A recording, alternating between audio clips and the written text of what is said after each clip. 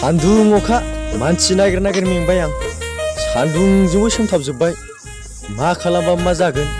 जेबो बुजिनो हाला आं बेयाव थां बेबो जाया हरै थां हरैबो जाया लासिं सिंल' खालाम हरजानाय फिल्मनि डाइरेक्टर जानो हाबो साधारन नंमारा ना मा होनो जिंगाव औ आं डाइरेक्टर नों केमेरामेन थिगैनो दंमोन ना खनसेबा औ थाखा फैसाखौ नांलाया जोंनो हारिमुखौ हारियाव बोखोलांनो हाबानो जायो खना खनला गामियाव एक्टर एक्ट्रिस जानो लुबैनाय मानसि थायोना बेखौ जों एसे सापर्ट खालामनो हायो खोमा बिसोरखौ दावखोहोनो ना मा होनो जिंगाव औ नंगौ नों थिगखौनो बुंदों जायखिजाया जों थांगोनखौ गुन्दा रलखौनो होनोसै नामा जागोन दे हरदोल' औ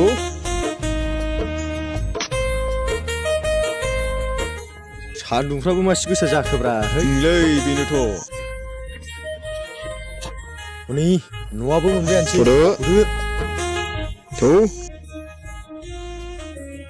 न'आवबा दंना गैयालै औ माइला माइला औ माइला माइला अ नै आसोला बेरें सायावसो उन्दुना दं ए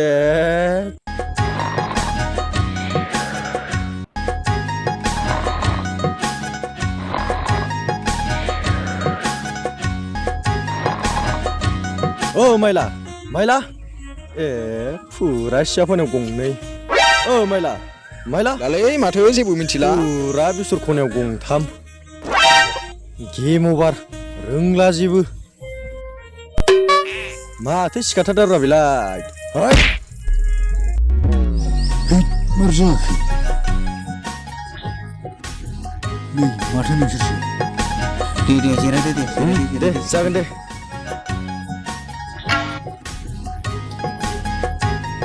माथो खौरां लाबोदों खौराङा बेनोलै माइला नैबे केमेरामेन आं डाइरेक्टर जानो नागिरदोंमोन मा जादों दे बेयावलाय माथो आफुथि दं जानोथ' हायोलै नाथाय आर्टिस्टफोरनि गोनांथि दंना दा बेखायनोथ' नोंनाव फैदों स्क्रिप्टआबो जाखाबाय केमेरायाबो लाबोगासिनो दंखायो डिरेक्सन होग्रायाव आं दं खालि फावल' खालामनांगौ नोङो जागोन दे ओमफ्राय एक्टरालाय एक्टरखौबो आदा दाफोरानि फिसालाखौ लानोसै मबाइलाव सानफ्रामबो रिल्स खालामबाय थाखायो बियो एक्टिंखौबो रोंखाजोबो बेनो थिग जासिगोन एक्ट्रिसालाय एक्ट्रिसखौ बे आरि खेमनानि फिसाजोखौ लासै बेबो इउटुबारखा साबैसेथो रल लागोन गासै 10 जनसो रल खालामसै ओमफ्राय मा मुंथो स्क्रिप्टआलाय नों आंनिसो स्क्रिप्टनि नामा थिग दं फुरा रमान्टिकाना औ आदा फुरा दाखौ लानांगौ नोंहा एक्टिंफोरखौलाय रोंखायो दा रोङोमोनलै रोंनायालाय बे खालामलाय बैयाव एसे फावसयनानै जागोन लाइट केमेरा एक्सन महाराजा महाराजा नोंनि गामसाया रानिनि खाथियाव गुनानै थालांबाय जागोन ना जायाब्रा बेनोथ'लै फुरा सिरियास खालामा दा माइला दे महाराजा महाराजा नोंथांनि गामसाया रानिनि खाथियाव गुनानै थालांबाय जाथारालै माथो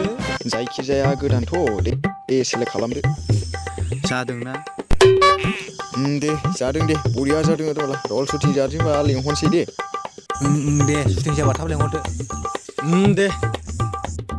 थाथ'दो बिदिब्ला थांसै दे थांदो दे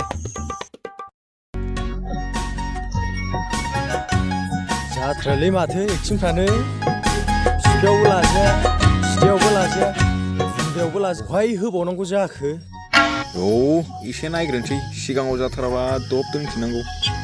ओमफ्राय एक्टरखौबो रायज्लायलांखानोसै नामा नङाबो हनै खाथि खासै दे थौदो आयु आयु हनै खारबाय हनै खारबाय आयु हाय नायद' डिरेक्टर बाबु फैगौलै नाहरलाय दिनै बेखौ जावहरथारनांगौ ओइ डाइरेक्टर बाबु मा सामफ्रामबो थांलाय फैलायब्रा डाइरेक्टर जाना गोगोम खामायबाय नामा सिनेमानिफ्राय माथो सिनेमायानो दोंसेबो ओंखारा नोंसिनालाय आंखौ लांफै आंखौ एक्टराव नुवाखै बडिफ्रा रानथेंबाबो ओइ बे रोनावनायखौसो रायज्लाय नामा थौ दैहुनि खंखालिया गाबो ना थाया बुंदिहुनि दिया गाबा ओइ डाइरेक्टर बाबु दानो थांसिगौ नामा थां डाइरेक्टर बाबु थां सानाव थांनो सिमा दानुलै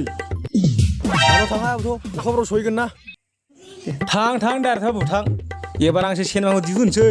नोंसोरखौ डाउन खालामनो थाखाय औ थौ बिसोरजों फेर फाथि नाला गैया थोस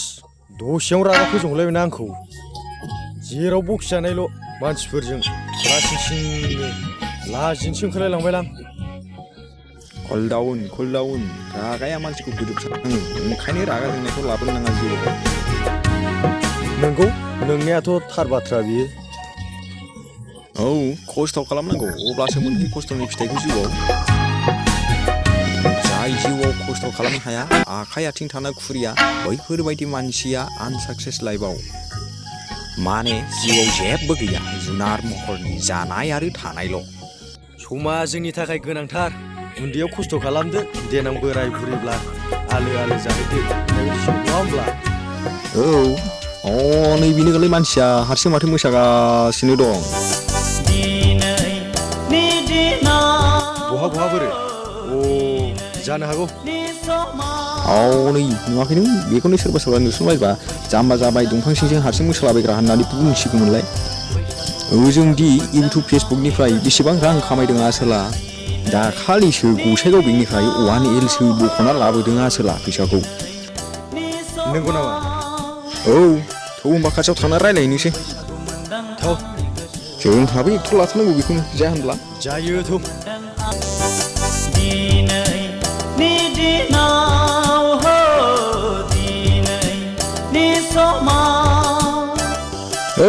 नोंथां नै मा खबर जिरायनानै रायलायसै नामा दे जिरायदो दे बेहायनो भगबान सोरजिखानाय कारपेटाव जिरायदो दे जायो बेफ्राव दे बुंदो दे मानो थोबायमोनब्रा आदा मोनहालाय मा खालामहैथोंबावब्रा नैबे डाइरेक्टर आं केमेरामेन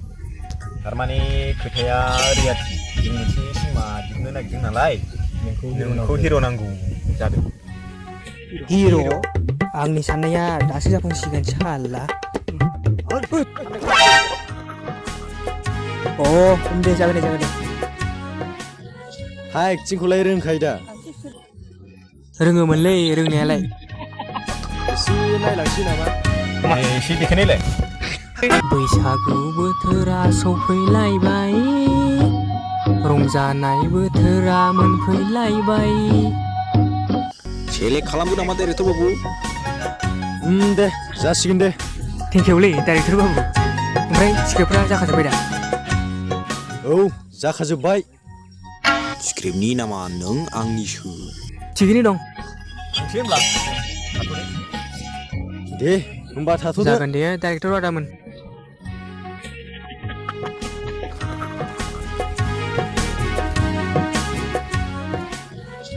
थाला एबारसो एक्टर जानाय मोनसिगोन नांबाय थाथारालै बेफोरखौ एक्टर जानाय मोनसेयाव दे होनब्ला जाथ'सिगोन नामा दिनै गाबोनफोर खबर लाहैसै दे होमबा नोंहा ओरै थांदो आं ओरै थांसै जागोन दे थांलायदो